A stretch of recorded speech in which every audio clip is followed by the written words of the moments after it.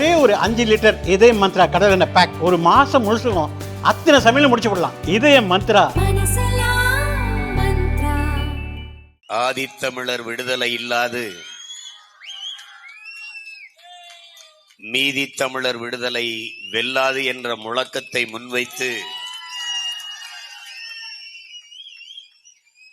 தமிழ் பேரினத்தினுடைய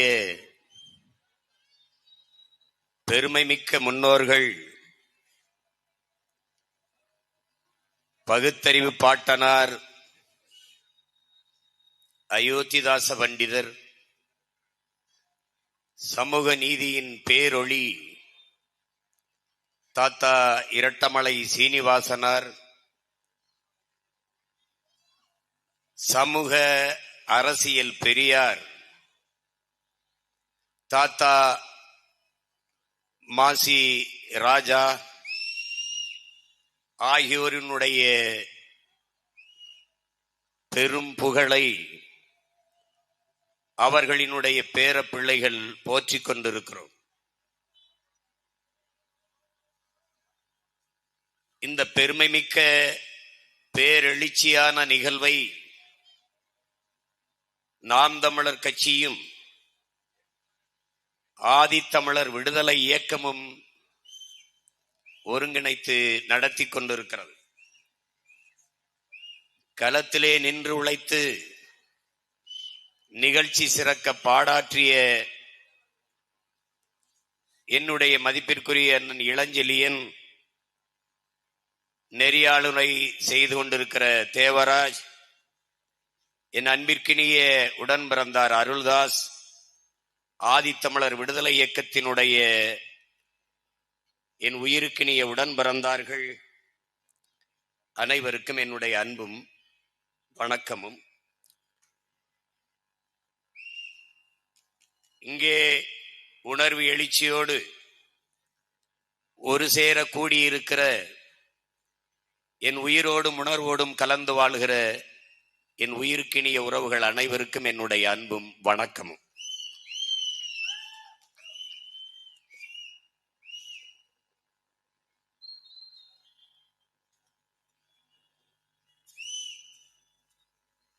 ஒவ்வொரு தேசிய இனமும் வரலாற்றின் வழி நடந்துதான் தங்களினுடைய உரிமையை, கலை இலக்கிய பண்பாட்டை, அரசியலை எல்லாவற்றையும் காத்து வாழ்ந்து கொண்டிருக்கிறது. அப்படி வீழ்த்தப்பட்ட தமிழ் பேரினத்தின் பிள்ளைகள் நாங்கள் வரலாற்றின் வழியில் இருந்துதான் மீளெழுச்சி கொள்ள முடியும். தமிழர்கள் நாங்கள் வாழ்ந்ததையும் வீழ்ந்ததையும் வாசித்து நேசித்து அறியாது எங்களுக்கென்று வழித்தடம் பிறக்காது. கடந்த காலம் தெரியாதவனுக்கு நிகழ்காலம் இல்லை, நிகழ்காலம் இல்லாதவனுக்கு எதிர்காலமே இல்லை. ஒருவன் குனிந்து கடந்த காலத்தை தேடுவதென்பது நிகழ்காலத்தில் நிமிர்ந்து நிற்பதற்காகத்தான். இதைத்தான் இன்றைக்கு உங்கள் பிள்ளைகள் செய்து கொண்டிருக்கிறோம். அறிவாசா அண்ணல் அம்பேத்கர் அவர்கள் வரலாற்றில் புறக்கணிக்கப்பட்ட இனத்தின் மக்கள் ஒரு நாள் தங்களுக்கான வரலாற்றை தாங்களே எழுதுவார்கள் என்று சொல்லுகிறார். அப்படி வரலாற்றில் புறக்கணிக்கப்பட்டு மறைக்கப்பட்டு நிராகரிக்கப்பட்ட தமிழ் தேசிய இனத்தின் பிள்ளைகள் தங்கள் இனத்தின் வரலாற்றை தோண்டி எடுத்து துடைத்து புரட்சிகர அரசியல் வரலாற்றை எழுதி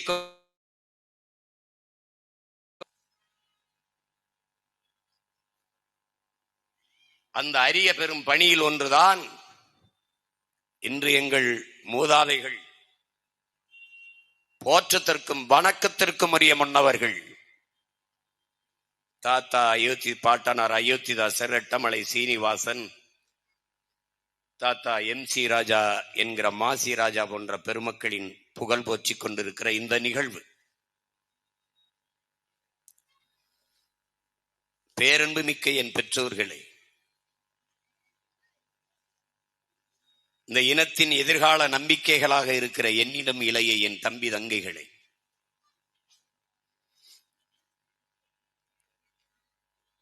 தமிழரின வரலாற்றில்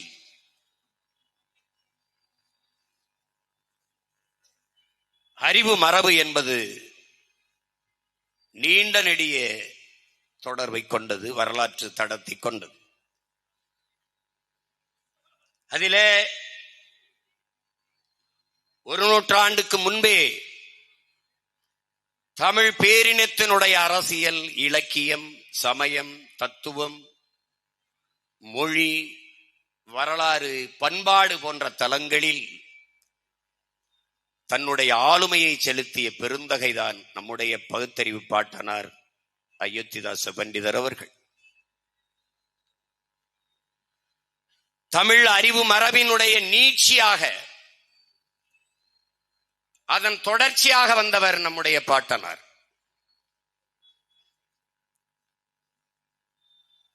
தன்னுடைய அரும்பணிகளால் அந்த அறிவுத்தலத்தை செழுமைப்படுத்தி நவீனப்படுத்திய பெருமக்களில் நம் பாட்டனார் அயோத்திதாசரும் ஒருவர். அவர் பங்கேற்றாத, அவர் கால் பதிக்காத தடங்கள் கிடையாது.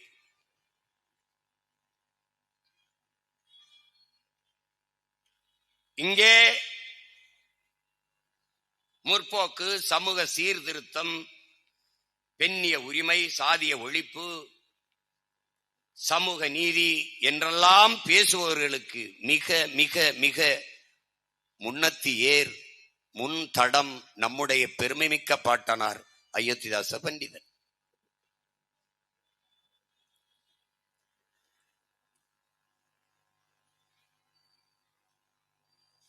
இந்து மதத்தில் பற்றுக்கொண்டவராக இருந்து அந்த சமயத்தில் இருக்கிற ஏற்றதாழ்வுகளை கண்டு நொந்து வெந்து இதற்கு மாற்று இல்லையா என்று தேடி தேடி அலைந்து கடைசியாக கண்டது பிறப்புக்கும் எல்லா உயிருக்கும் என்ற நம்முடைய வள்ளுவ பெருமகனார் தந்தருளிய மறைமொழியின் கோட்பாட்டு. அதே கோட்பாட்டை கொண்டிருந்த புத்த பெருமகனார் காட்டிய நெறியான பௌத்தத்தை அவர் பின்தொடர்கிறார். அங்குதான் பெண்களுக்கான கல்வி, மானுடர்களுக்கான சமநிலை அங்குதான் இருக்கிறது என்பதை உணர்ந்து அந்த மாந்தநேய நெறியை பின்பற்ற தொடங்குகிறார். அப்படியே ஏற்காது மண்ணுக்கு ஏற்ற பௌத்தம் என்ற அடிப்படையில் தமிழ் பௌத்தத்தை இங்கே தோற்றுவிக்கிறார். அந்த கொள்கை கோட்பாட்டை சாதிய இழிவு, தீண்டாமை ஒழிப்புக்கு எதிரான பெரும் ஆயுதமாக, கருவியாக நமது அருமை பாட்டனார் பயன்படுத்துகிறார். அவர் பயன்படுத்திய பல பல பல பல ஆண்டுகளுக்கு பின்புதான் புரட்சியாளர் அம்பேத்கர் சாதிய ஒழிப்பு, தீண்டாமை இழிவு, தகர்ப்புக்கு எதிராக அதே பௌத்த கோட்பாட்டை பின்பற்றுகிறார். ஆனால் அம்பேத்கருக்கும் முன்னத்தியர் நம்முடைய பாட்டனார் என்கிற பெருமிதமும் திமிரும் தமிழ் இளம் தலைமுறையினருக்கு இருக்க வேண்டும்.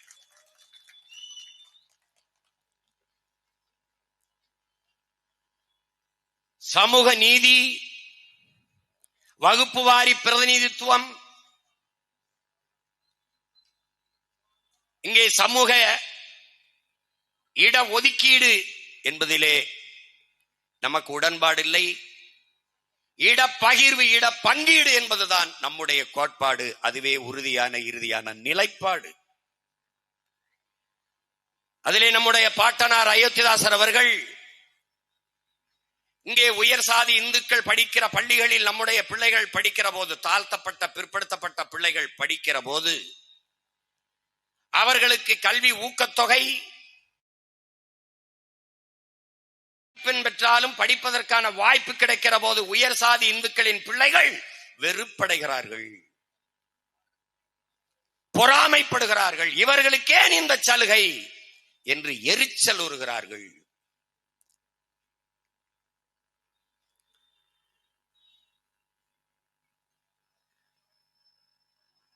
எல்லோருக்கும் உண்டானது எல்லோருக்கும் சமமாக சமத்துவமாக கொடுத்து விட்டால் இந்த சாதி ஒளிந்துவிடும் என்று பேசத் தொடங்குகிறார்கள். பள்ளியிலே படிக்கிற இடத்திலே சாதி சான்றிதழ், சாதி என்ன என்று கேட்காது விட்டால் சாதி ஒளிந்துவிடும் என்று பேசித் திரிகிறார்கள். பள்ளியிலே ஏன் சாதி கேட்கிறார்கள்? சமூகத்தில் சாதி இருக்கிறது, அதனால் கேட்கிறார்கள். சாக்கடையை அள்ளி அப்புறப்படுத்தி தூய்மைப்படுத்தாமல் சாக்கடை நாற்றத்தை ஒழிக்க முடியும் என்று பேசுவது எப்படிப்பட்டதோ, அப்படி சமூகத்தில் சாதியை இருக்க வைத்துக் கொண்டு சாதியை சான்றிதழில் இருந்து எடுத்துவிட்டால் ஒளிந்துவிடும் என்று பேசுவதும் அப்படித்தான். இதை நம்முடைய பாட்டனார் பதிவு வைக்கிற இதே கருத்தை புரட்சியாளர் அம்பேத்கர் சாதிய ஏற்றதாழ்வுகளை வைத்துக் கொண்டு சமூக மேம்பாடு, சமூக முன்னேற்றம் என்று பேசுவது என்பது சாக்கடை குழியின் மேலே போடுகிற சந்தன பந்தலுக்கு சமமானது, மலக்குழியின் மேலே போடுகிற மல்லிகை பந்தலுக்கு சமமானது என்று சாடுகிறார். உயர்ந்தவன், தாழ்ந்தவன், ஏழை, பணக்காரன், பிற்படுத்தப்பட்டவன், ஒடுக்கப்பட்டவன், மேல் சாதி, கீழ் சாதி என்ற ஏற்றதாழ்வுகளை வைத்துக் கொண்டு சமமான சமத்துவம் என்பது எப்படி சாத்தியமாகும்? சமத்துவம் என்பது அல்ல, சம பங்கு என்பதுதான் சரியானது என்பதுதான் பாட்டனார் அயோத்திதாசரின் கோட்பாடு. அதையேதான் புரட்சியாளர் அம்பேத்கர் சொல்லுகிறார். நாங்கள் சாதிவாரி பிரதிநிதித்துவத்தை கேட்பது, பங்கீடு கேட்பது என்பது சாதிக்காக அல்ல, சாதியை வளர்ப்பதற்காக அல்ல, சாதியை ஒழிப்பதற்காக என்ற கருத்தில் ஆனால் அம்பேத்கருக்கு முன்பு உறுதியாக நின்றவன் நம்முடைய பாட்டனார் அயோத்திதாச பண்டிதர் அவர்கள். அதைத்தான் பின்னால் அண்ணல் அம்பேத்கர் சொல்லுகிறார். சமத்துவம் என்பது சாத்தியப்படாது. எப்படி சாத்தியப்படும்? ஏழை, பணக்காரன், உயர்ந்த சாதி, தாழ்ந்த சாதி, இவன் கல்வி கற்க வாய்ப்பு, இவன் கல்வி கற்க மறுப்பு, இப்படி சமூக ஏற்றதாழ்வுகளை வைத்துக் கொண்டு சமத்துவம் என்பது எப்படி சாத்தியமாகும்? அதனால் சமத்துவம் என்பது ஏற்புடையது அல்ல, சம பங்கு என்பதான் ஏற்புடையது என்ற கருத்தை இருவரும் மேதைகளும் வைத்தார்கள். புரட்சியாளர் அம்பேத்கருக்கு முன்பு, அறிவாசாளர் அம்பேத்கருக்கு முன்பு இந்த கோட்பாட்டை இந்த நிலத்தில் கொண்டவன் தமிழ் பெரும் பாட்டன் அயோத்திதாச பண்டிதர் என்பதில் தமிழ் மக்கள், தமிழ் பிள்ளைகள் எங்களுக்கு பெருமிதமும் திமிரும். அவன் ஆகச் சிறந்த கல்வியாளன், உலகத்தின் தலை சிறந்த கல்வியாளன். நம் பாட்டன் அனுபவ அறிவை பெற்ற அறிஞன். கோட்பாடு ஒன்றுதான்.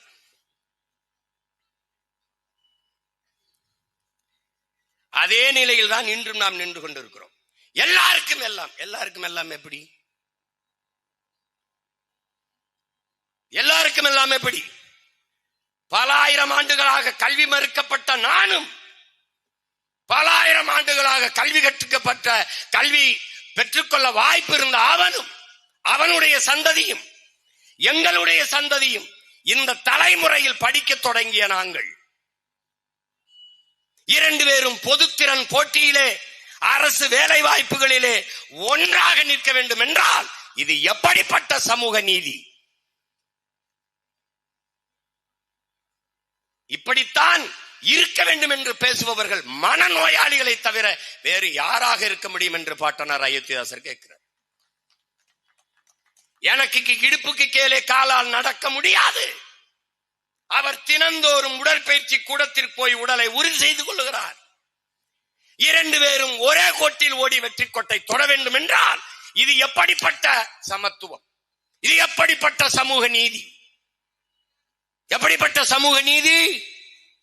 இன்று வரை கல்வி முறை எப்படி இருக்கிறது? சிற்றூர்களில் படிக்கிற பிள்ளைகள் நாங்கள் சிமிழி விளக்கிலே படிக்கிறோம். தனி பயிற்சி வகுப்பு வைத்துக் கொள்ள ஆசிரியர் எங்களுக்கு வசதி இல்லை. எங்கள் பள்ளிகளில் கழிவறை இல்லை, கரும்பலகை இல்லை, குளிர் வசதிகள் குறைவு. ஆனால் என் கையிலும் நகர்ப்புறத்தில் படிக்கிற மாணவன் என் கையிலும் இருக்கிற பாட புத்தகம் ஒன்று. அவன் தனித்திறன் பயிற்சி எடுத்துக் கொள்கிறான். சிறப்பு வகுப்புகள் நடக்கிறது. முதல் தர ஆசிரியரை நகர்ப்புறத்தில் பணியமர்த்துகிறார்கள். அறிவார்ந்த தமிழ் சமூக மக்களே, என்னிலும் இளைய என் தம்பி தங்கைகளே, முதல் தர ஆசிரியர்கள், ஏ கிரேட் ஆசிரியர்கள் நகர்ப்புறங்களில், பி கிரேட், சி கிரேட், 2ஆம் தர 3ஆம் தர ஆசிரியர் பெருமக்கள் சிற்றூர்களில். இங்கே கல்வி கற்றுகிற மாணவர்கள் வேலை வாய்ப்பில் பொதுத்திறன் போட்டியில் ஒன்றாக நிற்க வேண்டும் என்றால் எப்படிப்பட்ட சமூக நீதி என்பதை அறிவார்ந்த மக்கள் நீங்களே சிந்தித்து பாருங்கள். இதை தகர்க்க வேண்டும். எல்லோருக்கும் சரியான சமமான தரமான கல்வி, மருத்துவம், வேலை வாய்ப்பு எல்லாம். வகுப்பாரி பிரதிநிதித்துவம் ஏன் வந்தது? எந்த சாதியின் அடிப்படையிலே என்னை இழிவுபடுத்தி இவன் பள்ளிக்கூடத்திற்கு வரக்கூடாது, படிக்கக்கூடாது, இந்த தெருவிலே நடக்கக்கூடாது, இந்த கோயிலுக்குள் நுழையக்கூடாது, குளத்திலே குளிக்கக்கூடாது என்று ஒதுக்கி புறந்தள்ளி வைத்தாயோ? கல்வி, வேலை வாய்ப்பு, அரசியல் அதிகாரத்தில் வாய்ப்பு நிராகரிக்கப்பட்டதோ? அதே சாதியின் அடிப்படையில் இவையெல்லாம் கிடைக்கப் பெற செய்கிற வாய்ப்புதான் வகுப்பு வாரி பிரதிநிதித்துவம் என்பதை அறிவார்ந்த தமிழ் சமூக தம்பி தங்கைகள் புரிந்து கொள்ள வேண்டும். சாதி வேண்டாம் என்கிறார்கள், சாதி வாரி இடஒதுக்கீடு வேண்டும் என்கிறார்கள், வகுப்பு வாரி பிரதிநிதித்துவம் இடப்பங்கீடு வேண்டும் என்கிறார்கள்.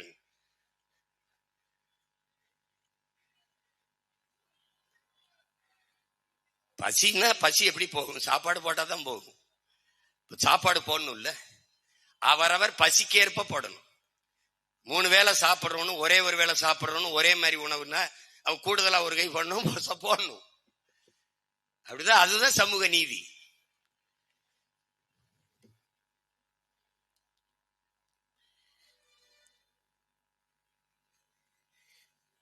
இந்த சாஸ்திரங்கள், சம்பிரதாயங்கள், வேத இதிகாசங்கள் இதெல்லாம் எதுக்கு வந்தது? வேதங்கள் எல்லாம் எதற்கு வந்தது? மானுட சமூகத்தை சீர் செய்து நெறிப்படுத்தி ஒழுங்கமைப்பதற்கு கொண்டு வந்தது இந்த வேதங்கள், இந்த புராணங்கள், இந்த இதிகாசங்கள் என்று நம்பப்படுகிறது. ஆனால் இந்த வேதத்தை, இந்த இதிகாசங்களை, இந்த புராணங்களை ஒரு குறிப்பிட்ட சமூகம்தான் படிக்க முடியும், ஓத முடியும் என்கிற நிலை இருக்குமானால் இது எப்படிப்பட்ட அநீதி, எப்படிப்பட்ட ஒடுக்குமுறை! இந்த குறிப்பிட்ட சமூகத்தை, இந்த சாதி வகுப்பினரை தவிர யாரும் அதை தொட்டு படிக்கக்கூடாது, ஓதக்கூடாது என்ற நிலை இருந்தால், இது இறைவனால் ஓதப்பட்ட வேதம் என்று சொல்லப்படுவது நம்பப்படுமானால், தன்னுடைய படைப்பிலே உருவாக்கப்பட்ட மானுடர்களில், பிள்ளைகளில் ஒருவன் உயர்ந்தவன் தாழ்ந்தவன் என்ற பாகுபாட்டை சாஸ்திரம் சொல்லுகிறது, மனுஸ்மிருதி சொல்லுகிறது. அந்த மனுஸ்மிருதியை உருவாக்கியவன் இறைவன், கடவுள் என்றால் அந்த கடவுள் உண்மையிலேயே கடவுளா? அவனுக்கு கருணை என்ற ஒன்று இருக்கிறதா? இதை நம்புங்கள். இந்த வேத இதிகாசங்கள், இந்த மனுஸ்மிருதி, இந்த புராண இதிகாசங்கள் இதையெல்லாம் என்ன சொல்லுவதை அப்படியே கடைப்பிடிங்கள் என்று சொல்பவன் கருணை என்பதற்கும் அவனுக்கும் ஏதாவது தொடர்பு இருக்கிறதா? இதை எப்படி ஏற்க முடியும் என்கிறார் நம்முடைய பாட்டனார் அயோத்திதாச பண்டிதர். இதே கருத்தைத்தான் பின்னாளில் வந்த ஐயா ஈவே ராமசாமி அவர்களும் இதே கருத்தைத்தான் பின்னாடி எடுத்து வைத்தார்.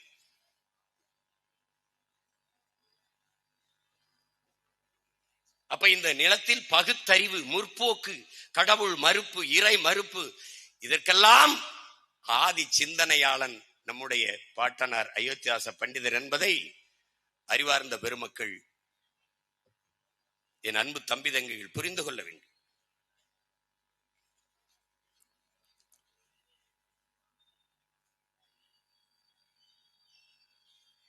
ஒவ்வொரு தளத்திலும் அவர் தன்னுடைய மேதைத்தன்மையை நிறுவி நிறுவி வந்திருக்கிறார். அதிலே மருத்துவத்துறையில் மாபெரும் மேதையாக இருக்கிறார். இங்கே காணொலியில் காட்டியது கூட நம்முடைய தாத்தா தமிழ் தென்றல் திருவிக்கா அவர்கள் அவருடைய குறிப்புகளில் குறித்து வைத்திருக்கிறார். அவருக்கே அவர் சிகிச்சை அளித்திருக்கிறார். மருத்துவர் இருந்தார். அவரிடத்திலே வருகிற மக்களுக்கு அவர் சித்த மருத்துவத்தின் மூலமாக குணப்படுத்தி சாதித்து காட்டினார். சிறந்த மருத்துவராக விளங்கினார் என்ற குறிப்பில் குறித்து வைத்திருக்கிறார். ஒற்றை தலைவலி என்று வந்தால் அவர்களை முன்னே இருக்க வைத்து வளைந்த ஒரு கம்பியால் அவர் கழுத்தை தடவி தடவி கொடுக்கிறார். நோய் குணமாகி விடுகிறது. பிறகு பாம்பு கடித்தோ தேல் கொட்டிய வந்தால் அவர்களை முன்னாடி உட்கார வைத்து விட்டு இவர் தலையை அப்படியே தலையை சொரிந்து கொண்டு சிரிக்கிறார். தலையை சொரிந்து கொண்டு சிரிக்கிறார். முன்னாடி இருப்பவர்கள் கத்தி கதறி அழுது கொண்டவர்கள் வழியை மறந்துவிட்டு அவர்களும் சிரிக்கிறார்கள். ஒரு புதுவிதமான சிகிச்சை முறையில் நோயை குணப்படுத்திக் கொண்டிருக்கிறார். பல்வேறு நோய்வாய்ப்பட்டு வந்த மக்களை முன்னாடி இருத்தி வைத்து அவர்களே கூர்ந்து நோக்குகிறார், உற்று நோக்குகிறார். அவர்கள் சிறுக சிறுக அந்த நோயிலிருந்து விடுபட்டு குணமாகி செல்கிறார்கள். இதைத்தான் நோக்கு வருமம் என்று எல்லோரும் சொல்கிறார். இப்ப இருக்கிறவர்கள் குறிப்பிலே குறிப்பிடுகிறார்கள். ஆகச் சிறந்த சித்த மருத்துவராக நம்முடைய பாட்டனார் அயோத்தியாச பண்டிதர் திகழ்ந்திருக்கிறார். இப்படி ஒவ்வொரு துறையிலும் தன்னுடைய அளப்பரிய அறிவாற்றலை இந்த தமிழ் சமூகத்திற்கு பயன்படுத்தியிருக்கிறார். இதிலே மிகவும் மிகவும் தமிழ் சமூக மக்கள், தமிழ் பேரினத்தில் மக்கள் பெருமையோடும் திமிரோடும் சொல்லிக் கொள்ள வேண்டியது,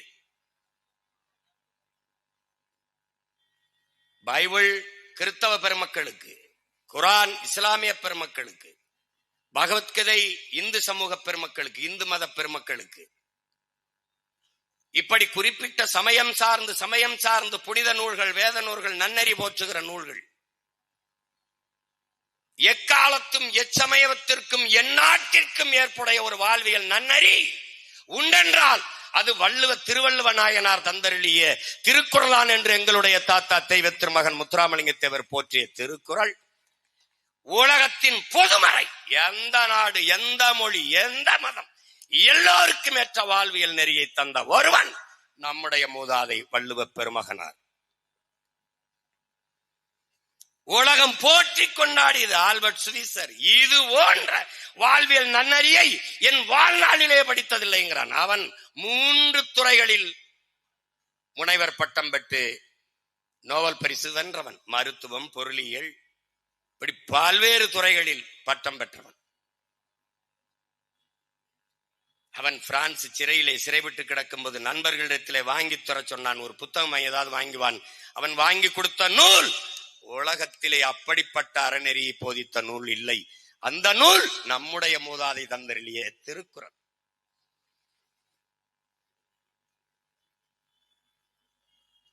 லியோ டால்ஸ்டாயும் நம்முடைய அண்ணல் காந்தியடிகளும் நண்பர்கள். இருவரும் கடித பரிமாற்றம் கொண்டவர்கள். அடிக்கடி கடிதம் எழுதிக் கொள்கிற போது டால்ஸ்டாயிடம் இருந்து அண்ணல் காந்தியடிகளுக்கு வந்த கடிதத்திலே அன்பு, பரிவு, இரக்கம், கருணை இந்த வார்த்தைகள் மிகுந்து காணப்படுகிறது. கடிதங்களில் ஆங்காங்கே எழுத்துக்கள் நனைந்து இருக்கிறது, நனைந்து கசிந்து இருக்கிறது. காந்தி கேட்கிறார், இப்போதெல்லாம் டால்ஸ்டாய் உங்கள் கடிதங்களிலே அன்பு, பரிவு, கருணை, இரக்கம் இந்த சொற்கள் பரவி கிடக்கிறது. உங்கள் எழுத்துக்கள் ஆங்காங்கே கண்ணீர் துளிகளால் விழுந்து இப்படி ஈரத்தில் நனைந்து கசிந்திருக்குதே, காரணம் என்ன என்று கேட்டபோது, அது ஒண்ணுமில்லை காந்தி, நான் திருக்குறள் என்ற ஒரு நூலை படித்தேன். அதிலிருந்து இந்த தாக்கம் எனக்குள் வந்து விட்டது. நான் எழுதும் போது அதை நினைத்து எழுதும் போது என்னை அறியாமல் என் கண்களில் இருந்து நீர் கசிந்து இந்த கடிதத்தில் விழுந்து எழுத்துக்கள் நனைந்து விட்டது, மன்னித்துக் கொள்ளுங்கள் என்று. அப்படி என்ன நூல்? ஸ்டால்ஸ்டாய்க்குள்ளே இவ்வளவு பெரிய தாக்கத்தை ஏற்படுத்திய நூல் என்ன என்று கேட்டார். திருக்குறள். அது எங்கே கிடைக்கிறது? உன்னாட்டில் தான், தமிழ்நாட்டில், தென்னாட்டில் திருவள்ளுவன் எழுதிய நூல். காந்தி உடனே தெரிவித்து படிக்கிறார், நெகிழ்ந்து போகிறார். அவர் சொல்லுகிறார், இன்னொரு பிறப்பு என்று எனக்கு வருமானால் நான் தமிழனாக பிறக்க வேண்டும். அதற்கு காரணம் வள்ளுவர் எழுதிய அவன் தாய் மொழியிலேயே ஒரு முறை இந்த திருக்குறளை நான் படிக்க வேண்டும், அதுதான் என்னுடைய விருப்பம். அதற்காக மறுபிறப்பில் நான் தமிழனாக பிறக்க வேண்டும் என்று விருப்பத்தை பதிவு செய்கிறேன். அப்படி உலக பொதுமறை நம்முடைய இறை திருமால் 2 அடியில் உலகத்தை அளந்தான். நம்முடைய மூதாதை வள்ளுவ பெருமகனார் 1.25 அடியில் உலகத்தை அளந்தவன். அவன் பாடாத தத்துவங்கள், கோட்பாடுகள் இல்லை. நபிகள் நாயகம் ஸல்லல்லாஹு அலைஹி வஸல்லம் அவர்கள் தன் வாழ்க்கையை மானுட வழிகாட்டியாக நெறியாக வாழ்ந்து காட்டி போனார்கள். இறைமகன் இயேசுபிரான் வாழ்க்கை அப்படியே வாழ்வியல் நெறியாக வாழ்ந்து காட்டி போனார்கள். அங்கங்கே மானுட குலத்திற்கு நற்செய்திகளை விதைத்து விட்டு போனார்கள். புத்தபிரான் அதை போலவேதான் புத்தபிரானும். ஆனால் என் அன்பு சொந்தங்களே, என் அருமை இளவல்களே, உலகத்தில் ஒரு மகன் அமர்ந்து இருந்து உட்கார்ந்து சிந்தித்து மானுட குலத்தின் உயர்விற்கு, மேம்பாட்டிற்கு நன்னறியை தந்திருக்கான் என்றால் அது உலகத்திலே வள்ளுவ பெருமகனார் ஒருவன் தான். ஒவ்வொன்றுக்கும் 10 செயல், ஒவ்வொன்றுக்கும் 10 குறள், 10 குறள். உழுதுண்டு வாழ்வாரை வாழ்வார், மற்றெல்லாம் தொழுதுண்டு பின் செல்பவர். அதோட நிறுத்தியிருக்கலாம். இல்லை, சுழன்று மேற்பின்னது உலகம், அதனால் உழந்தும் உளறி தலை. உழுவார் உலகிற்காணி அக்தாற்றாது எழுவாரை எல்லாம் பொறுத்து. இருந்தோம்பி இல்வாழ்வதெல்லாம் விருந்தோம்பி வேளாண்மை செய்தல் பொருட்டு. உழுவார் உலகிற்காணி அக்தாற்றாது எழுவாரை எல்லாம் பொறுத்து. இப்படி ஒவ்வொன்றுக்கும் திரும்ப திரும்ப திரும்ப உழவினார் கைமடங்கின் இல்லை, விளைவதும் விட்டேம் என்பார்க்கும் நிலை. திரும்ப திரும்ப வலியுறுத்தி அழுத்தி திருத்தி பாடி படிப்பித்தவன் உலகத்திலே ஒரே ஒரு மகான் நம்முடைய மூதாதை வள்ளுவ பெருமகனார் மட்டும்தான். அறிவார்ந்த என் அன்பு சொந்தங்களே, என் அருமை தம்பி தங்கைகளே, அந்த திருக்குறளை தமிழ் கூறும் நல்லுலகிற்கு தந்தவன் நம்முடைய அயோத்திதாச பண்டிதனின் பரம்பரை என்பதை அறிவார்ந்த தமிழ் சமூக மக்கள் மறக்க கூடாது, மறுக்க முடியாது. நம்முடைய பாட்டனாருடைய மூதாதை, அவருடைய பாட்டனார் கந்தப்பனார் சார்ஜ் ஆரிங்டன் இடத்திலே மொழிபெயர்ப்பாளராக பணியாற்றுகிறார். வெள்ளைக்காரன் காலத்திலே கல்வி உரிமை பெற்றிருக்கிறார்கள். வந்தவன் போனவன்லாம் நான் தான் உன்னை படிக்க வச்சேன், குடிக்க வச்சு நாட்டை நாசமாக்கினவெல்லாம் படிக்க வச்சேன்னு பீத்திட்டு அலைஞ்சுக்கிட்டு இருக்கான். ஓசியில திருவாரூர்ல இருந்து வந்தவன் நம்ம தாத்தாவுக்கு ஏசி போட்டு கொடுத்தேன்னு பேசிட்டு அலைகிறேன். கால கொடுமை. இந்த மானங்கட்ட கூட்டம் கேட்டு இன்னும் டாஸ்மார்க்ல சரக்கு போட்டு மல்லாந்து படுத்து கிடக்குது. இப்ப என்ன செய்யும்? தாத்தாவுக்கு ஏசி போட்டு கொடுத்துருக்காருன்னு ஓட்டு வாங்காம, ஓட்டு வேணா அது ஓட்டுக்கு நோட்டு வாங்காம ஓசியா ஓட்ட போட்டு போகும். சார்ஜ் ஆரிங்டனிடம் வேலை பார்த்து கொண்டிருந்து நம்முடைய பாட்டனாருடைய பாட்டன் கந்தப்பனார் அவர்கள் அந்த நேரத்திலே சென்னை ஆளுநராக இருக்கிற எல்லிஸ் 1825 அந்த காலகட்டங்களிலே தமிழ் இலக்கியங்களை ஓலைச்சுவடியில் இருந்து அச்சிலேற்றி கொண்டிருக்கிறார் என்கிற செய்தியை அறிந்து சார்ஜ் ஆரிங்டன் இடத்திலே இன்னைக்கு எல்லிஸ் சாலை, ஆரிங்டன் சாலை எல்லாம் இருக்கிறது. நீங்கள் இதனாலதான் இவர்களாவது தமிழுக்கு தொண்டாற்றினார்கள். ஒரு இளவும் செய்யாதவன் பேரெல்லாம் சில எல்லாம் தெருவில் இருக்குது. இருக்கட்டும். அவரிடத்திலே சொல்லி தன்னிடத்திலே இருந்தே ஓலை சுவடிகளை கொண்டு போய் சார்ஜ் ஆரிங்டன் இடத்திலே கொடுத்து, இது எங்கள் மூதாதைகளின் சொத்து, எங்கள் பாரம்பரை சொத்து, அதை நான் பாதுகாத்து வைத்திருந்தேன், இதை உங்கள் நண்பர் எல்லிஸிடம் கொடுத்து கொஞ்சம் அச்சில் ஏற்ற சொல்லுங்கள் என்று கொடுக்கிறார். கொடுத்த நூல் திருக்குறளின் மூலம், திருவள்ளுவர் மாலை, நாலடி 400 என்ற 3 நூட்களை கொண்ட ஓலை சுவடிகளை கொடுக்கிறார். 18ஆம் நூற்றாண்டிலே என்னரும் தம்பி தங்கையிலே அதை ஹாரிங்டன் போய் எல்லிஸ்ட கொடுக்க, எல்லிஸுக்கு ஏற்கனவே இருந்த தமிழ் பற்றின் காரணமாக அதை பார்க்கிறார். இந்த நூலி அச்சிலேற்ற வேண்டியனுடைய தன்மையை, அதனுடைய தேவையை உணர்ந்து கொண்ட அவர் தன்னிடத்திலே பணியாற்றி கொண்டிருந்த தமிழ் புலவர் தாண்டவராயன் முதலியாரிடத்திலும் தன்னுடைய மேலாளர் முத்துச்சாமி பிள்ளையிடத்திலும் கொடுத்து இதில் அச்சில் ஏற்றுங்கள் என்று கொடுக்கிறார். அங்கேயும் 2 தமிழர்கள் இருந்து நம்முடைய தாத்தாக்கள் பாட்டன்கள் உழைத்து இதை அச்சிலேற்றி 1831 தமிழ் கூறும் நல்லுலகிற்கு தருகிறார்கள். அறிவார்ந்த தமிழ் சமூக மக்கள் புரிந்து கொள்ள வேண்டும். அன்றுதான் நம்முடைய தாத்தா மறைமலை அடிகள் அவர்கள், தனித்தமிழ் அடிகளார் சொல்கிறார், 70 ஆண்டுகளுக்கு முன்பு வரை தமிழன் எவனும் திருக்குறளை படிக்கவே இல்லடன். வருத்தத்தோடு சொல்லுகிறார், தமிழனுக்கான வேதம், தமிழன் பின்பற்றி இருக்க வேண்டிய தத்துவம் திருக்குறளா தாண்டா இருந்திருக்கணும். அதை செய்யல, தவற விட்டான். எதையோ படித்தான். என தன்னிடத்தில் இருப்பதை விட அடுத்தவனிடத்தில் இருப்பது உயர்ந்தது என்ற சிந்தனை கொண்ட இனத்தின் மக்கள் உலக பெரும் தத்துவ கோட்பாட்டை வாசிக்கல, நேசிக்கல. அதற்கப்புறம் அச்சில் கிடைத்து இன்று நம்ம படிச்சுக்கிட்டு இன்னைக்கு எல்லாரும் பொழிப்புரை, விளக்க உரை எல்லாம் எழுதி கொண்டு, உங்களுக்கு புரியுதுன்னு நினைக்கிறேன். அவ்வளவு பெரிய திருக்குறள் இன்று இருக்கிறது என்றால் என் உயிரினும் இனிய உடன் பிறந்தார்களே, ஓலை சுவடி என்பது அப்படியே பத்திரமாக தொடாமல் பாதுகாத்து வைத்திருந்தால் 300 ஆண்டுகளுக்கு வரைக்கும் தான் அதுக்கு வாழ்நாள் இருக்கும். அப்படியே நொறுங்கி கீழே விழுந்து விடும். தொட்டால் அப்படியே மாவுமாமா போயிடும். நம்முடைய மூதாதை வள்ளுவ பெருமகனார் என்றைக்கு அதை எழுதியிருக்க முடியும்? என்றைக்கு எழுதியிருப்பார்? ஒரு கணிப்பு தான், 2000 ஆண்டுகள் என்ற ஒரு கணிப்பு. யாரும் வள்ளுவனுடைய தாய்க்கு பிரசவம் பார்த்தவன் யாரும் இங்கு இல்லை. வள்ளுவர் எழுதும் போது பக்கத்தில் இருந்து பார்த்தவன் எவனும் இங்கு இல்லை.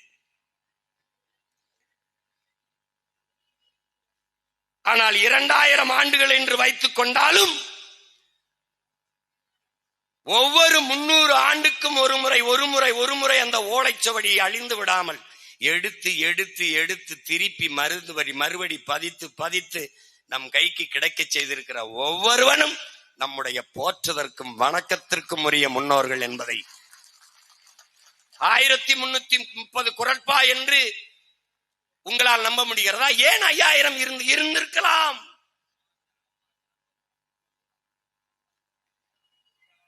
பல குறள்கள் அழிந்திருக்கலாம், மறைந்திருக்கலாம், நொறுங்கி போயிருக்கலாம், இவர்களால் மறைக்கப்பட்டிருக்கலாம். கையில் கிடைத்தது இவ்வளவுதான்.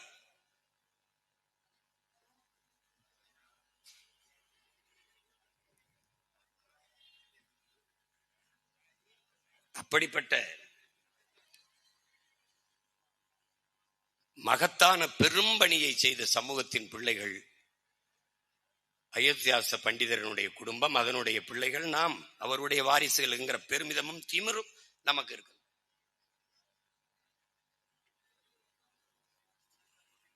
ஒரு பைசா தமிழன் என்கிற ஒரு இதழை தொடங்குகிறார். முதல் நிலை, இடைநிலை, கடைநிலை என்ற ஏற்றதாழ்வு தெரியாது. நீதி, நேர்மை, சரியான பாதை இவற்றை காட்ட வேண்டும் மக்களுக்கு என்பதற்காக நான் ஒரு பைசா தமிழன் என்ற இதழை தொடங்கினேன். பாட்டனார் சொன்னதுதான். அது என்ன சொல்றார்? தமிழ் மனம் பரவ வேண்டும் என்று எண்ணுகிற தமிழர்கள் எல்லோரும் இதில் கையெழுத்திட்டு ஆதரவு தர வேண்டும் என்று அந்த இதழை தொடங்குகிறார். ஒரு பைசா தமிழன், அதாவது பின்னாடி தமிழன் என்று நீண்ட நாள் அந்த இதழ் தொடர்ந்து நடந்து வந்து, அப்படிப்பட்ட முழுக்க முழுக்க நம்முடைய பாட்டனார்கள் நம்முடைய தாத்தாக்கள் வரலாற்றை எல்லாம் எடுத்து பேசுவது என்பது ஒரு மணி நேரத்திற்குள் சுருக்கி அடக்கி வைக்கும். அது பேசி முடிக்க முடியாது. இந்த விதை, இந்த கருத்துக்கள், யார் அயோத்திதாச பண்டிதர், யார் ரெட்டமலை, யார் MC ராஜா என்கிற மாசி ராஜா என்கிற தேடலை என்னிலும் இளைய என் பிள்ளைகளுக்கு, வருங்கால தமிழ் தலைமுறை தம்பி தங்கைகளுக்கு ஊட்டினால் அதுவே இந்த கூட்டத்தினுடைய சிறப்பு. தேடுங்கள், தேடுங்கள், நம் முன்னவர்களை தேடுங்கள், அறிவை தேடி ஓடுங்கள், நாளைய வரலாறு உங்கள் நிழலை தேடி ஓடி வரும் என்கிறார் அறிவாசான் அண்ணல் அம்பேத்கர். அப்படி அறிவை தேடி ஓடுங்கள், என்னிலும் இளைய என் தம்பி தங்கைகளை ஓடுங்கள். நம்முடைய தாத்தா ரெட்டமலை சீனிவாசனார் அவர்கள்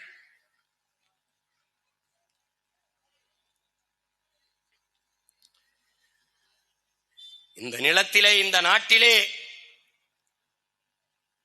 தொல்குடி தமிழ் பறையர்கள் தான். தொல்குடி மக்கள் தமிழ் பறையர்கள் தான். அவர்கள் தங்களுடைய சமூகத்தினுடைய, தங்கள் இனத்தினுடைய மாண்பை உணர்ந்து கொண்டாலே எதிரிகள் பயந்து நடுங்குவார்கள். அறத்திலும் வீரத்திலும் சிறந்த அடையாளங்களாக வாழ்ந்தவர்கள் பறையர்கள், ஆட்சியாளர்கள் அவர்கள். பறையர் என்ற சொல் இழி சொல் என்று கருதி சாதிய இழிவு, தீண்டாமை, கொடுமைக்கு ஆட்பட்டு வாழாது வீரத்தோடு நிமிர்ந்து சாதிய இழிவை ஒழித்து மறுமலர்ச்சி ஏற்படுவதற்கு அரும்பாட ஆட்ட வேண்டும் என்றால் நம்முடைய தாத்தா ரெட்டமலை சீனிவாசனின் வாழ்க்கை வரலாறு ஒரு வழித்தடம் என்பதை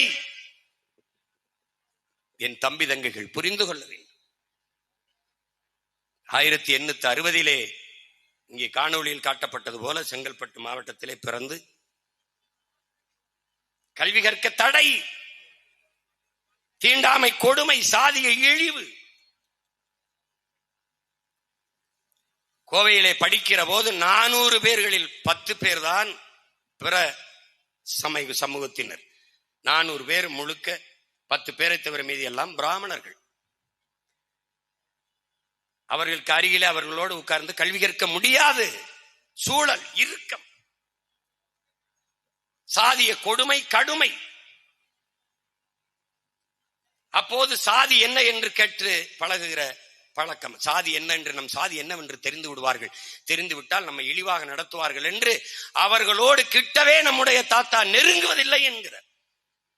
பள்ளிக்கூடம் கூடிய பிறகு போவேன், பள்ளிக்கூடம் முடிக்கிற மணி அடித்து உடனே வேக வேகமாக நடந்து சென்று விடுவேன். எல்லோரும் விளையாடுவார்கள் திடலில், அவர்களோடு சேர்ந்து விளையாட வேண்டும் என்று எனக்கு பேரார்வம் இருக்கும். ஆனால் அவர்களோடு சேர்ந்து விளையாட முடியாத அந்த நேரம் மனது தாங்க முடியாத வலியை கொடுக்கும் என்கிறார். தாத்தா தாங்கி நின்ற வலியில் பிறந்த பிள்ளைகள் நாம். அந்த வலியை ஒழிக்க நாம் இன்று போராடுகிறோம். அதற்கு நம்மிடத்திலே இருக்கிற ஒரே கருவி நாங்கள் தமிழர்கள் என்கிற நிமிர்வுதான்.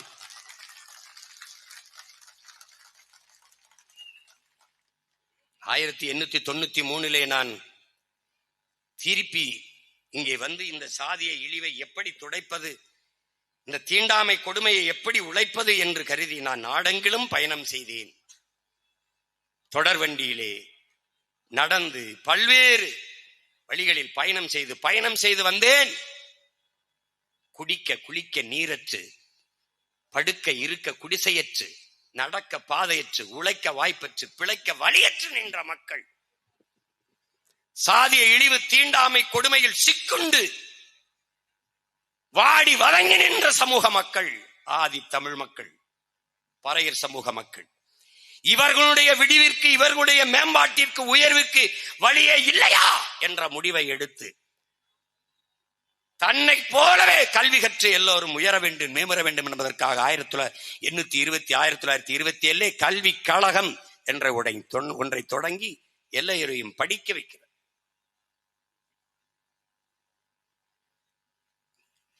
தம்பி குறிப்பிட்டது போல, துரைமுருகன் குறிப்பிட்டது போல, அம்பேத்கருக்கு முன்பே நம்முடைய தாத்தா எல்லாம் கல்வி அறிவு பெற்றுட்டார். அவருக்கு வட்டமேசை, அனைத்து கட்சி மாநாடு வட்டமேசைக்கு கூப்பிடுகிற போது அண்ணல் அம்பேத்கரும் அவரும் சமமாக 2 பேரும் இந்தியாவிலிருந்து தாழ்த்தப்பட்ட மக்களின் பிரதிநிதிகளை சென்ற 2 பேர். ஒருவர் அறிவாசான அண்ணல் அம்பேத்கர், என்னுடைய நம்ம அருமை தாத்தா ரட்டமலை சீனிவாசனார்.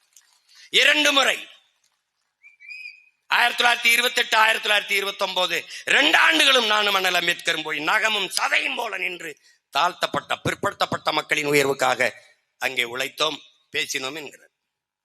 பிறகு 1930 அண்ணல் அம்பேத்கர் மட்டும் தனியாக சென்றார் என்று 2 அரிய பெரும் மேதைகளும் போராடிதான் இன்றைக்கு தனி தொகுதிகள்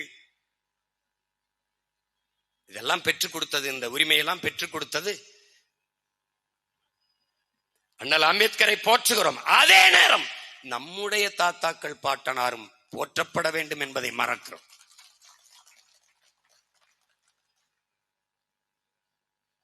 பறையன் என்பது இழி சொல்லல்ல, அது எழுச்சி சொல் என்று காட்டுவதற்காகவே பறையன் என்ற இதழை நடத்தினேன்.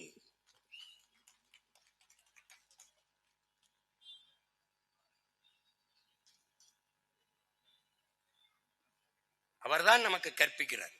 எந்த சொல் உன் மீது இழி சொல் என்று சுமத்தப்படுகிறதோ அந்த சொல்லை நீ எழுச்சி சொல்லாக மாற்றாத வரை உனக்கு உயர்வில்லை, விடுதலை இல்லைங்கிற இந்த வர்ணாசிரம தர்ம கோட்பாடு, பிறப்பின் அடிப்படையில பேதம் கற்பிக்கிற இந்த கோட்பாடு, இதற்கு மாற்றாக ஒரு கோட்பாட்டை நீ உருவாக்கி கொள்ள வேண்டும். அந்த கோட்பாடு என்ன?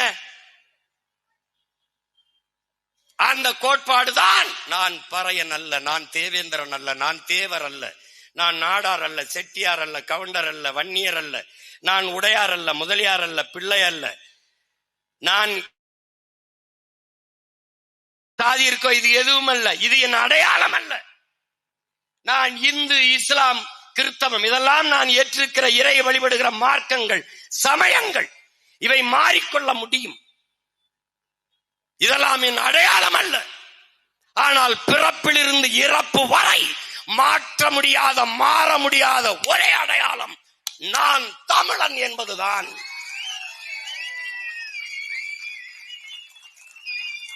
நம்முடைய மதிப்பிற்குரிய அண்ணன் சத்யராஜ் அவர்கள் ஒரு விழாவிலே, ஒரு நிகழ்விலே பேசுகிறார்.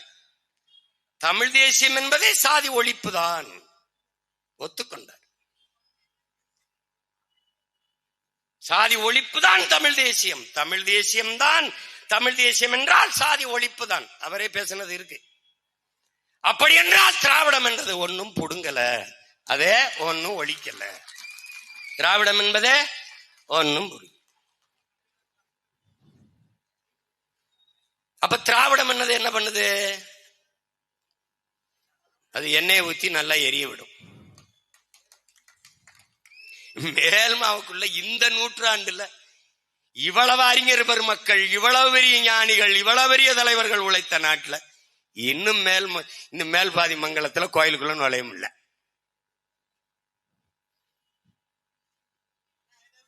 கேளு, நான் உன்னை காதலிக்கிறேன், அது கேளு. சமூக நீதி, முற்போக்கு, பிற்போக்கு, வாடாடே.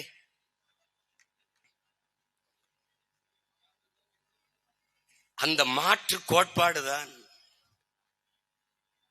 வேற வழி கிடையாது. இங்க வழியே கிடையாது. இன்னரும் தம்பி தங்கையிலே உங்களிடத்தில் கேட்கிறேன், பறையருக்கு கட்சி இருக்குது, நாடாருக்கு கட்சி இருக்குது, கோணாருக்கு கட்சி இருக்குது, உடையாருக்கு கட்சி இருக்குது, தேவருக்கு கட்சி இருக்குது, தேவேந்தருக்கு கட்சி இருக்குது, கவுண்டருக்கு கட்சி இருக்குது, வன்னியருக்கு கட்சி இருக்குது, முதலியாருக்கு கட்சி இருக்குது, பிள்ளைக்கு கட்சி இருக்குது.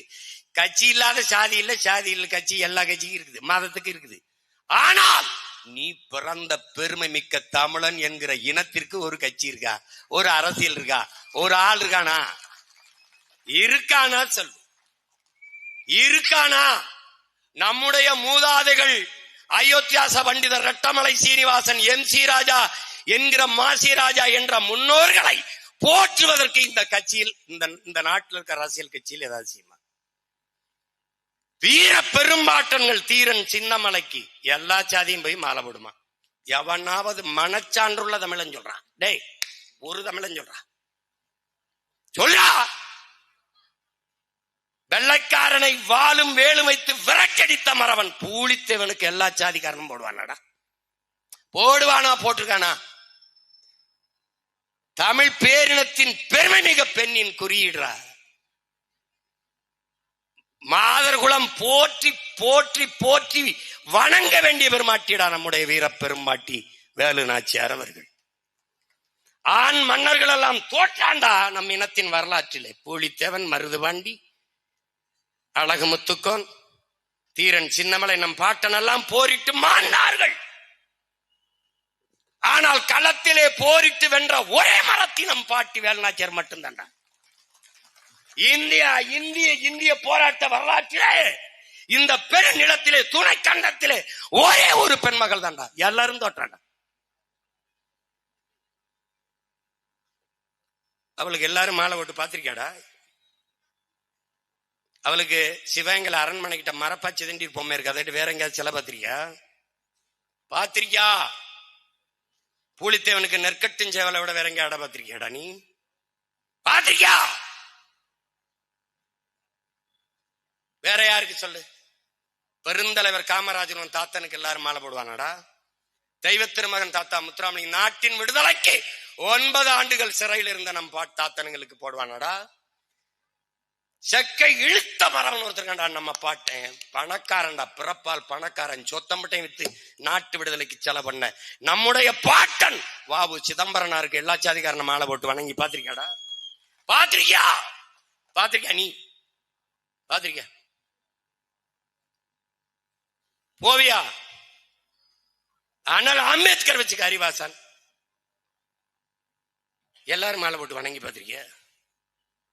நம்முடைய பாட்டனார் தாத்தாக்கள் எல்லாரும் மாலை போட்டு வணங்கி பார்த்திருக்கியா? பாத்திருக்கியா? நீ பெரும்பிடுகு முத்தரையன் நமக்கு ஒரு பாட்டன் இருக்காடா, சுவரன் மாறன் நம்முடைய பாட்டன்.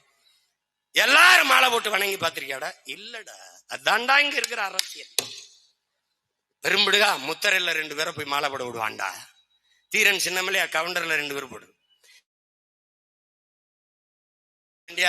அது கண்டுக்கிறது இல்ல. வேலுநாச்சியாரா சுத்தமா இல்ல. காமராஜரா நாடார்ல 4 பேர் போவான்டா. அதுவும் போனா போவான் இல்ல. இது யாருடைய வேலை? திராவிடன். ஆனால் போற்றுதற்கும் வழக்கத்திற்கும் உடைய நம் இன முன்னோர்கள் எல்லாரையும் மாலையிட்டு வணங்குகிற ஒரே மகன் நான் ஒருத்தனாண்டா இந்த நாட்டில் இருக்கு.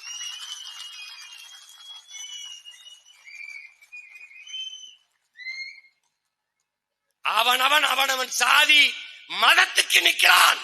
நான் பிறந்த பெருமை மிக்க தமிழன் என்கிற தேசிய இனத்திற்கு நிற்கிறோம்டா. நாங்கள் தமிழர்கள் என்ற திமிரோடு நாய் பேய் நரியெல்லாம் நாட்டாளும் போது மானமும் வீரம் கொண்ட புலி ஆளாதாடா இந்த நாட்டை? புலி ஆளாதா? இந்த நாட்டை புலி ஆளாதா? நடக்குது 26ல எங்கள் வேட்டை.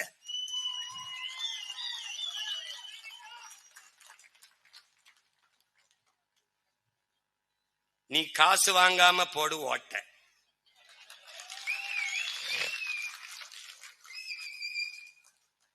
ஆனால் ஐயா கருணாநிதி சமாதிக்கு எல்லா சாதியும் கூட்டிட்டு போவான். அது திராவிடம்.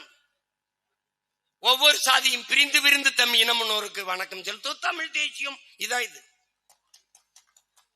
இப்ப ஒருத்தன் எல்லாரையும் ஒரே மாலையில் ஒரே நாரில் இத்தனை மலர்களையும் கோர்க்கிறான் என்பதில் அவனுக்கு பிரச்சனை இருக்குடா.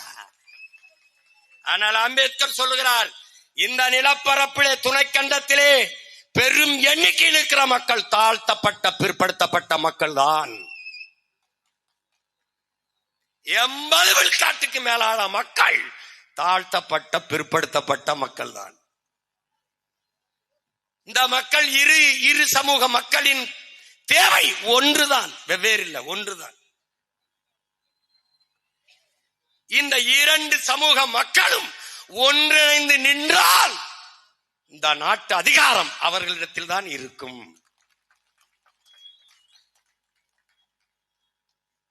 ஆனால் இவர்கள் நிற்பதில்லை. அதுதான் கெடுவாய்ப்பு.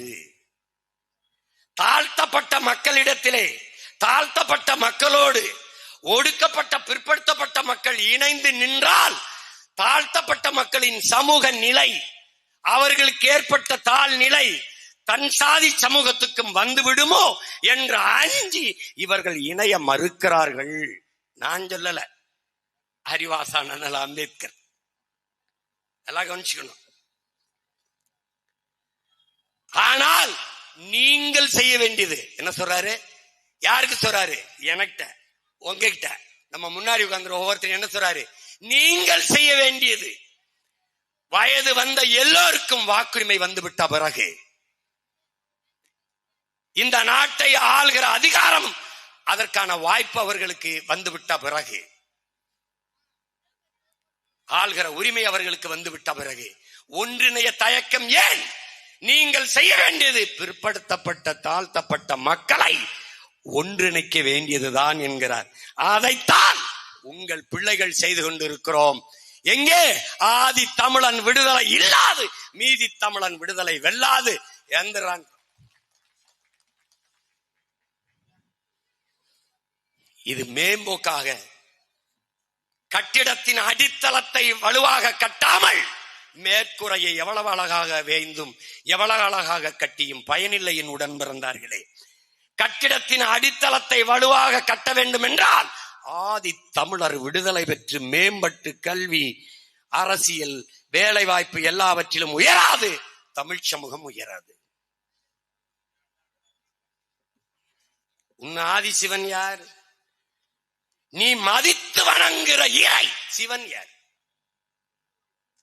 சிவன் யார்? சிவனை மதித்து வணங்குகிறாய், அவன் பரம்பரையை மிதித்து ஒதுக்குகிறாய். இதுதான் இங்க நடந்த கொடுமை. வள்ளுவன் தன்னை உலகினுக்கே தந்து வான் புகழ் கொண்ட தமிழ்நாடுங்கிறான் பெரும்பாவளன் பாட்டன் பாரதி. அந்த வள்ளுவன் வழிவந்த பரம்பரையை பறையன் என்று தாழ்த்தி வீழ்த்தி சுகம் காணுகிறாய். இதாண்டா கொடுமை, இதாண்டா கொடுமை. இதை தகர்க்க யாரால் முடியும்? தமிழ் பேரினத்தின் பெருந்தீ பிரபாகரன் என்ற பெரும் நெருப்பால் முடியும். அவனுடைய மகன் சீமான், அவனுடைய பிள்ளைகள், அவன் உயிர் தம்பி தங்கைகளால் தான் இதை சாத்தியப்படுத்த முடியும். இதையெல்லாம் பேசினால் போலி தமிழ் தேசியவாதிகள் என்பார்கள். யார் நம்மை போலி தமிழ் தேசியர்கள்? திராவிடர்கள்.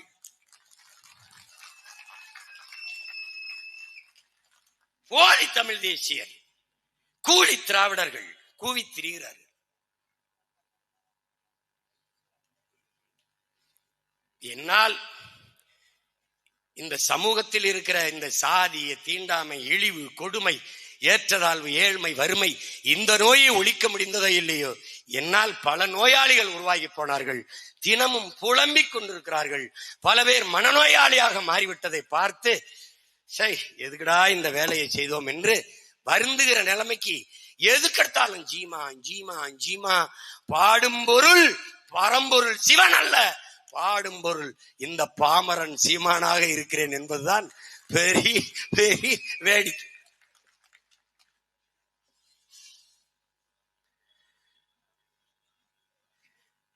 நம்முடைய தாத்தா மாசி ராஜா அவர்கள்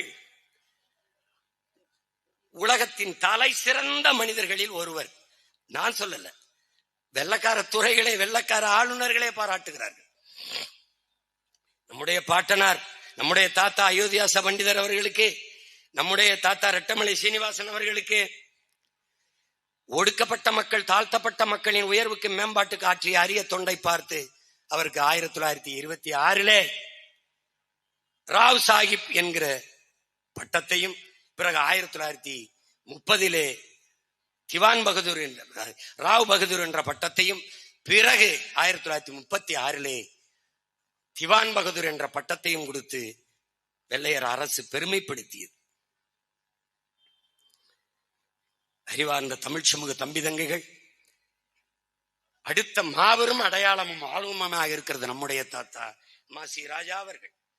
சிறந்த கல்வியாளர், ஆசிரியர். படிக்கவில்லை என்ற நிலையில் படிப்பிக்கிற இடத்திற்கு உயர்ந்த ஆசிரியர் பெருமகன். கற்பித்தலில் தனித்திறன் கொண்ட ஆற்றலாளர். இனிய மொழி, எளிய வார்த்தைகள், எளிய பேரன்பு கொண்டு மாணவர்களை நடத்துகிற, சுடு சொல் இல்லாது, கடுஞ்சொல் இல்லாது, இன்சொல்லால் மாணவர்களை நடத்துகிற, கடும் பயிற்சியும் எளிய முறையில் கற்றுக் கொடுத்து ஊட்டி புகட்டுகிற பேராற்றல் கொண்ட பெருந்தகையாக நம்முடைய தாத்தா மாசி ராஜா அவர்கள் இருந்தார். பிறகு சென்னையிலே சாரணர் NSS சாரணர் இயக்கம் என்ற ஒன்றை தோற்றுவித்த பெருந்தகையாக நம்முடைய தாத்தா மாசி ராஜா அவர்கள் இருந்திருக்கிறார். சென்னையில் தொடங்கி அதை தமிழ்நாடெங்கும் பொதுமைப்படுத்துவதற்கு மிகுந்த ஈடுபாட்டோடு உழைத்து அந்த சாரணர் இயக்கத்தை கொண்டு போய் சேர்த்திருக்கிறார். 1924 இந்தியாவில் இருந்து முதன் முதலாக இந்த நாட்டிலே பொதுப்பணி தொடர்பான அந்த அரசாணை கூட்டத்திற்கு அழைக்கப்பட்ட மகன் நம்முடைய தாத்தா மாசி ராஜா அவர்கள்தான். அந்த கூட்டத்திலே பங்கேற்று அவர் எடுத்து வைத்த கருத்தில்தான் இந்த நிலப்பரப்பில் தாழ்த்தப்பட்ட பிற்படுத்தப்பட்ட மக்கள் அவர்கள் சுமந்திருக்கிற இழிநிலையை உலகத்தாரின் பார்வைக்கு கொண்டு போய் சேர்த்த பெருமகன் நம்முடைய தாத்தா MG ராஜா அவர்கள்தான், மாசி ராஜா அவர்கள்தான். பிறகு வில்லிங்டன் பிரபு அவர்களால் 1919 கௌரவ நீதிபதியாக நியமிக்கப்பட்டு கௌரவ சட்டமன்ற உறுப்பினராக அனுப்பப்பட்டு அங்கு தொடர்ச்சியாக 21, 25, 26 இந்த காலகட்டங்களில் தொடர்ச்சியாக சட்டசபையிலே இருந்து மக்கள் பணியாற்றிய மகத்தான தலைவர். நீதிபதியாக இருக்கிற போது நீதி தவறாமல் உண்மையும் நேர்மையுமாக எப்படி ஒரு நீதிபதி இருக்க வேண்டும் என்பதற்கு முன்மாதிரியாக வாழ்ந்து காட்டிய மகான் நம்முடைய தாத்தா மாசி ராஜா அவர்கள் என்பதை தமிழ் இளம் தம்பி தங்கையினர் மறந்துவிடக் கூடாது. ஒரு குறிப்பிட்ட நேரத்திற்குள் இந்த 3 பெரும் ஆளுமைகளை எடுத்து வச்சு பேசி முடிப்பது என்பது மிகப்பெரிய சவால். பாட்டனார் அயோத்திதாசரே ஒரு மேடை கொடுத்திருக்க வேண்டும். தாத்தா ரெட்டமலை சீனிவாசனுக்கு 1 மணி நேரம் கொடுத்திருக்க வேண்டும் குறைந்தது. தாத்தா மாசி ராஜா அவர்களுக்கு கொடுத்திருக்க வேண்டும்.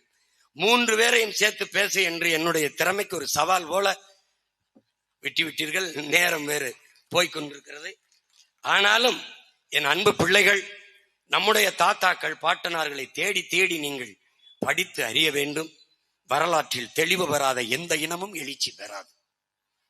வரலாற்றை படிக்க முடியாதவன் வரலாற்றை படைக்க முடியாது.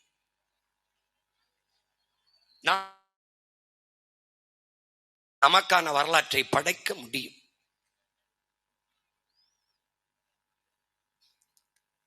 எனவே இங்கே பல பேருக்கு பல குழப்பங்கள் இருக்கு. பெரியாரை கன்னடர் என்று சொல்கிறார்கள், அவரை தமிழர் என்று ஏற்க மாட்டேன் என்கிறார்கள் என்ற குற்றச்சாட்டை நம் மீது வைக்கிறார்.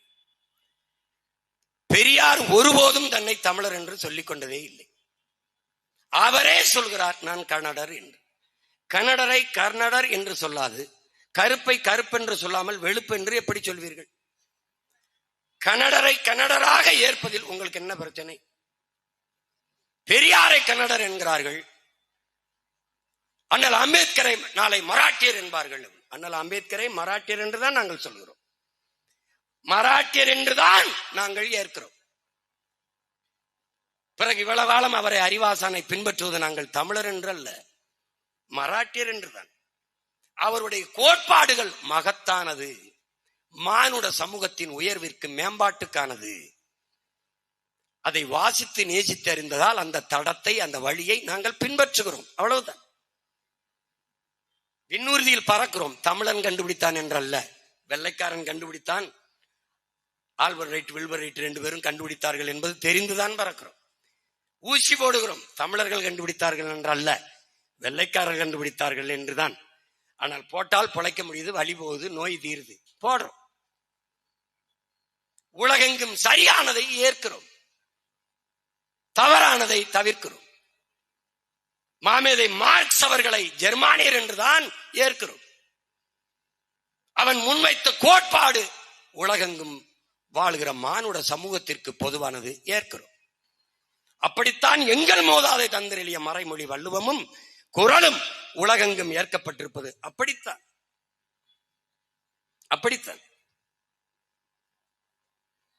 இன்றும் சொல்வோம், என்றும் சொல்வோம். எங்களுக்கு என் அறிவார்ந்த தமிழ் சமூக தம்பி தங்கைகளே, எங்களுக்கு ஒரு கொள்கை நிலைப்பாடு இருக்கிறது. நாங்கள் அண்ணல் அம்பேத்கரின் கோட்டையும் சூட்டையும் வாங்கி கொண்டு வருவதற்கு வந்தவர்கள் அல்ல. அவர் கொள்கையையும் கோட்பாடுகளையும், கோட்டும் சூட்டும் மட்டுமல்ல, அவருடைய கொள்கையும் கோட்பாடுகளும் எங்களுக்கு அவசியம். அதிலே அறிவாசான அம்பேத்கரை எங்களின் முன்னத்தி ஏறாக வழித்தடமாக வழிகாட்டியாக ஏற்கிறோம், அறிவு ஆசானாக ஏற்கிறோம். ஆனால் எங்களின் தலைவர்களாக எங்கள் பாட்டனார் அயோத்திதாசர், ரெட்டமலை சீனிவாசன், மாசி ராஜா அவர்களை ஏற்கிறோம். மார்க்ஸை எங்களுடைய அறிவாசானாக வழித்தடமாக வழிகாட்டியாக ஏற்கிறோம். சாக்ரட்டிஸை அப்படித்தானே ஏற்கிறோம். பிளாட்டோவை, அரிஸ்டாட்டிலை அப்படித்தானே ஏற்கிறோம். இங்கர்சால் ஏங்கல்ஸை அப்படித்தானே இருக்கிறோம். ஹோசிமினை அப்படித்தானே இருக்கிறோம். மாசே துங்கை அப்படித்தானே இருக்கிறோம். பிடல் காஸ்ட்ரோவை, சேகுவேராவை அப்படித்தானே இருக்கிறோம். பகத்சிங்கை அப்படித்தானே இருக்கிறோம். சுபாஷ் சந்திர போஸை அப்படித்தானே இருக்கிறோம். மார்க்சிய கோட்பாட்டை ஏற்கிறோம். ஆனால் தலைவர்களாக எங்கள் தாத்தா சிங்காரவேலரையும் சிவானந்தத்தையும் வாழ்ந்து கொண்டிருக்கிற மனித மகான் எங்கள் அப்பா நல்லகண்ணுவைத்தான் தலைவனாக இருக்கிறோம்.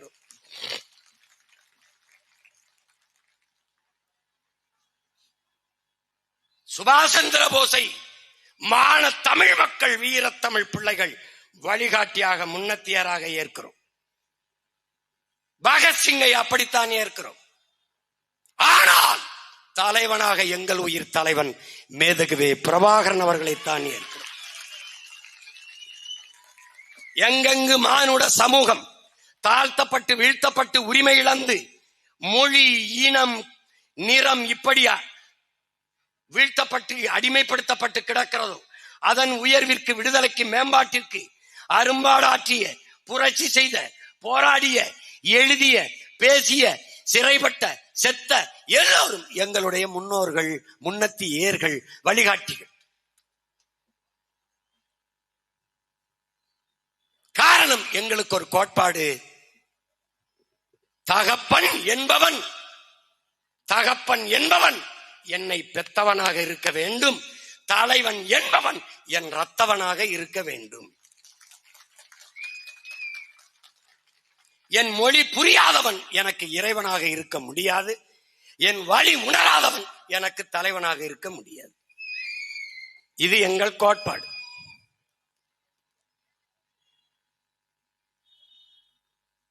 தகப்பன் அன்மானமிக்க தமிழ் பிள்ளைகளே, கடன் வாங்க முடியாது. அதிலும் இங்க பெரிய ஒரு இது இருக்குது. மார்க்ஸ், அண்ணல் அம்பேத்கர், நடுவால் ஐயா ஈவே ராமசாமி. நடுவால இந்த ஒப்பீடு எப்படிப்பட்டது?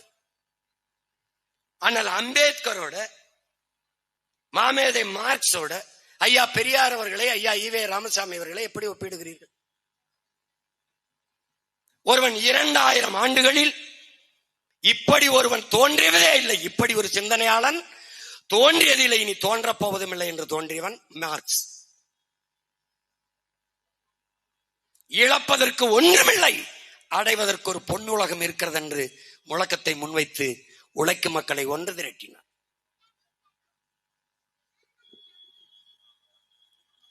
அறிவாசான் அண்ணல் அம்பேத்கர் உலகத்தின் ஆகச் சிறந்த கல்வியாளர், தலை சிறந்த கல்வியாளர். 10,000 புத்தகங்கள் படிக்க வேண்டும் ஒரு மனிதன் தன் வாழ்நாளில் என்று இருக்கையில் 64,000 புத்தகங்களை படித்த பேரறிஞன் அண்ணல் அம்பேத்கர். இதில் எந்த இடத்தில் ஐயா ஈவேரா அவர்களை ஒப்பிடுகிறீர்கள் இவர்களோடு? ஒருவர் 1000 ஆண்டுகள் அடிமையாக வாழ்வதை விட ஒரு நொடியேனும் சுதந்திரமாக வாழ்ந்து சாவது மேலானது. இதுதான் அண்ணல் அம்பேத்கர். நம்முடைய தாத்தா ஈழத்துக்காந்தி தந்தை செல்வா வந்து உதவி கேட்கிற போது, ஆதரவு கேட்கும் போது ஐயா ஈவேரா அவர்கள், நானே ஒரு அடிமை இன்னொரு அடிமைக்கு எப்படி உதவுவது என்று சொல்கிறார்.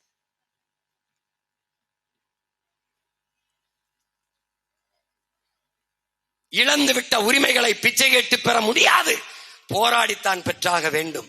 இது உலக பொதுமைக்கு புரட்சியாளர் அம்பேத்கர் வைத்த கோட்பாடு. சாதிய இழிவை துடைத்தெறிய போராடாமல் இருப்பதை விட செத்து ஒழிவதே மேலானது.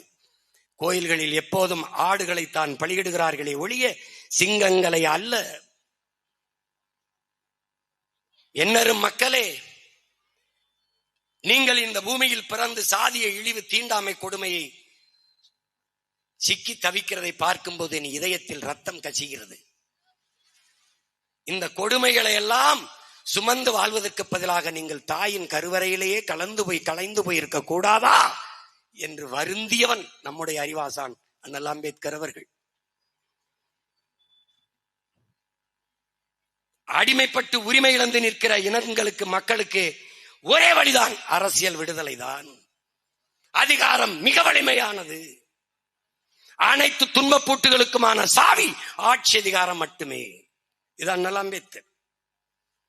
அரசியல் விடுதலை தான் அண்ணல் அம்பேத்கர்.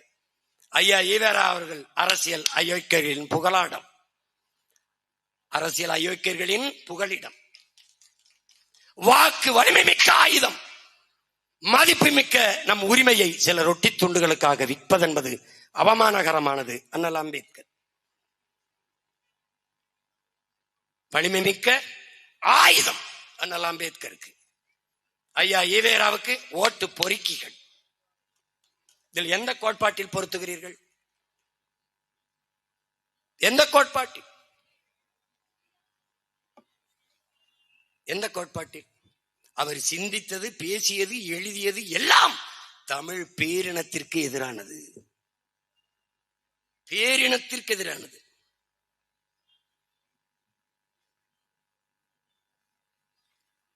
இது எந்த இடத்தில் பொருத்துகிறீர்கள்?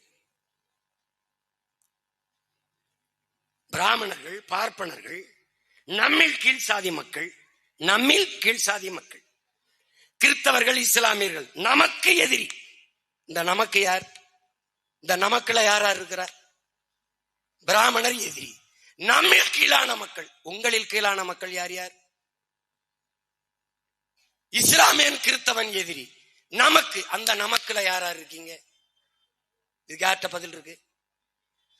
நான் யாருக்கும் அடிமை இல்லை, எனக்கும் யாரும் அடிமை இல்லை. அண்ணல் அம்பேத்கர் இந்த கோட்பாட்டில் எங்கே பொருந்தது? எங்கே பொருந்தது?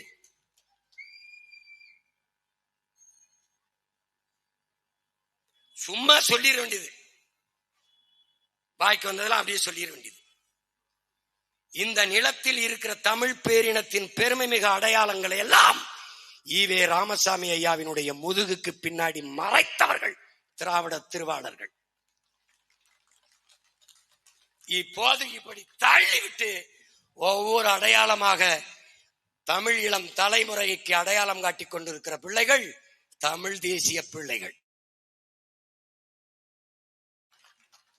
இப்படித்தான் எல்லாம் திட்டமிட்டு அறிவார்ந்த தம்பி தங்கைகளே, ஒரு மானுட இனம், ஒரு மனித குழு எப்படி கூட்டம் கூட்டமாக வாழும் நீங்கள் படிக்காததா? 2 ஏக்கரில் தான் வாழுமா? குறைந்தது 2000, 200, 300, 400, 1100 ஏக்கர் நிலப்பரப்பில் தான் வாழ்வார்கள். ஆனால் கீழடியிலே வெறும் 2 ஏக்கர் நிலத்தை தோண்டிவிட்டு இது தமிழர் நாகரிகம் இல்லை திராவிட நாகரிகம் இல்ல இந்திய பண்பாடு. என்ன நீங்க பட்டிமன்றம் நடத்திட்டு இருக்க? என்னது? இந்திய அரசு அங்கீகரிக்கணும். ஏன் அது அங்கீகரிக்கணும்? இது ஏன் நாகரிகம்? அவன் என்னடா சொல்றது இவன் தான் எனக்கு அப்பன்னு? அவன் யார் சொல்றது இவன் தான் என் தாய்ன்னு? எனக்கு தெரியாத பெத்த தாய் தந்திர எனக்கு தெரியாதாடா? அவன் அங்கீகரிக்கணுமா? எப்படி? பாரதிய ஜனதாவை எதிர்க்குது, பிஜேபி அரசை எதிர்க்குது, சிபிஐ விசாரணை கேட்குது. இது அது உள்துறை அமைச்சர் கீழே தான் இருக்கு, இயங்குது. பாரதிய ஜனதா அரசு கிட்ட கோரிக்கை வைக்குது, சிபிஐ விசாரணை கொடு. சிபிஐ மத்திய அரசை எதுக்குதான்? இன்னும் நம்பிக்கொண்டு திரிகிற பாமர மக்கள், என் இன கூட்டம் இது.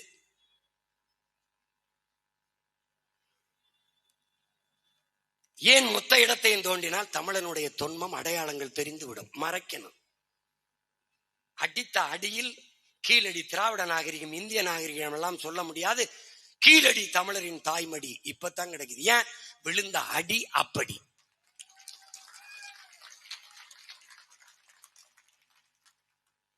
விளங்குதுன்னு நினைக்கிறேன். அதனால துணிந்து நிமிர்ந்து தமிழ் தேசிய இன பிள்ளைகள் எழணும். நம்ம பாட்டன் சொல்லியிருப்பாரு திராவிடர் என்று. அதனால உங்க பாட்டன் தான் திராவிடர்னு. திராவிடர்னு அவர் சொன்னது ஒரு மாற்று கோட்பாட்டுக்கு. ஆனால் அதுக்கு பின்னாடி ஒரு பெரிய திருடர் கூட்டம் வந்து பதுங்கும் என்று அவருக்கு தெரிந்திருந்தால், ஒரு பைசா தமிழன் என்று இதழ் தொடங்கியவர் நாங்கள் தமிழர்கள் என்றே முடித்திருப்பார். எல்லோரும் தொடக்கமும் அப்படித்தான் இருந்தது. மொழி ஞாயிறு தாத்தா தேவனைய பாவாணரும் திராவிடம் திராவிடம் என்றுதான் பாடி வந்தார். பிறகு திராவிடம் தீது என்று முடித்து விட்டார். வென்று வருவான் திராவிட காலை என்றுதான் புரட்சி பாவலன் தாத்தன் பாரதிதாசன் பாடினான். கடைசியா நறுக்குவோம் பகையின் வேர் நாம் தமிழர், நாம் தமிழர் என்று முரசைவாய் என்று முடித்து விட்டான்.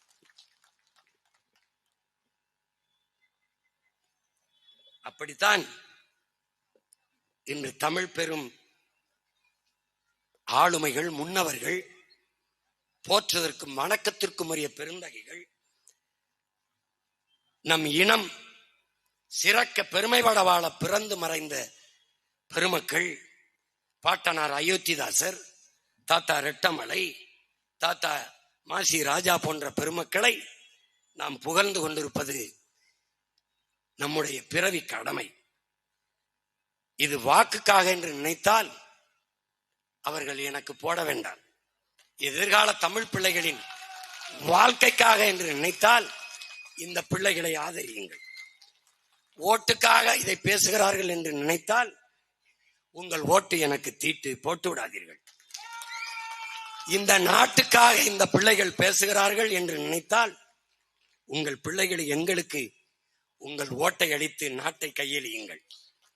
எங்கள் முன்னவர்கள், எங்கள் பாட்டனார், எங்கள் தாத்தா அயோத்திதாசர், எங்கள் தாத்தா ரெட்டமலை, மாசி ராஜா போன்ற முன்னவர்கள் கண்ட கனவை இந்த மண்ணிலே நிறைவேற்றி மகத்தான மாண்புமிக்க மேன்மை பெற்ற, உரிமை பெற்ற, விடுதலை பெற்ற கல்வி, வேலை வாய்ப்பு, பொருளாதாரம், அரசியல் அதிகாரத்தில் மேம்பட்ட ஒரு தமிழ் சமூகத்தை படைப்போம் என்கிற உறுதியை எங்கள் தாத்தாவின் புகழ் போற்றுகிற இந்நாளில் தமிழ் பிள்ளைகள் ஏற்போம்.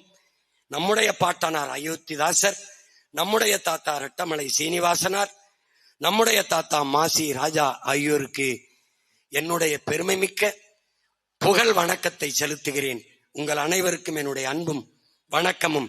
தமிழ்தாய் வாழ்க, தலைவர் பிரபாகரன் வாழ்க, நாம் தமிழர்.